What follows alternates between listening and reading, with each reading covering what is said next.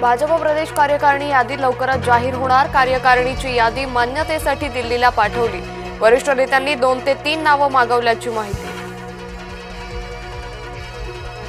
लोकांना कर्जमाफीचा नाद लागलाय। सहकार मंत्री बाबासाहेब पाटील यांचं वादग्रस्त वक्तव्य। सरकारनं मराठ्यांना वेगळं आरक्षण द्यावं, मंत्री छगन भुजबळांची मागणी। वेगळ्या आरक्षणाला विरोध नसल्याचंही केलं स्पष्ट। विखे पाटलांनी जरांगेंची भेट घेतल्यानं ओबीसी नेत्यांचा संताप। विखेंचं राजकारण मतलबी आणि बिनबुडाचे, लक्ष्मण हाकेंचं वक्तव्य।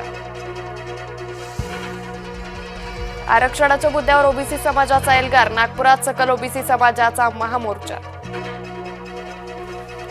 देवेंद्र फडणवीस गुंडांची टोळी चालवताय। घावळ प्रकरणावरून राऊतांचा घणाघात। रामदास कदम आणि त्यांच्या मुलानं गुन्हा केला असल्याचाही आरोप।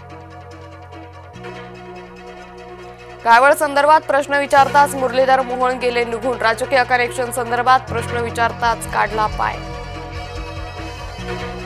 महाविकास आघाडीच्या नेत्यांची गुंड घायवळची सलगी। रोहित पवारांचे निलेश घायवळ सोबतचे फोटो व्हायरल।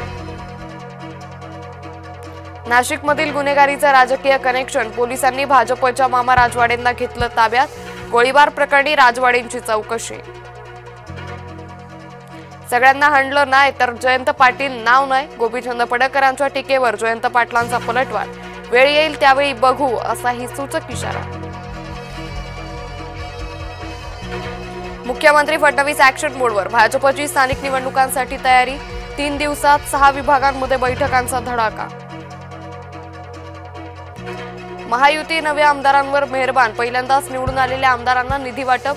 महायुतीत निधी वाटपावरून ज्येष्ठ आमदारांमध्ये नाराजी असल्याची सूत्रांची माहिती। बीडच्या नेकनरमध्ये पोलिसाची शेतकऱ्याला दमदाटी। शेतकऱ्यानं पवनचक्की कंपनीच्या कामाला केला होता विरोध। पोलिसांच्या अरेरावीचा व्हिडिओ व्हायरल। पुण्यात एफडीएची मोठी कारवाई। कप सिरपचा मोठा साठा जप्त। मध्य प्रदेशमधील घटनेनंतर एफडीए अलर्ट मोडवर।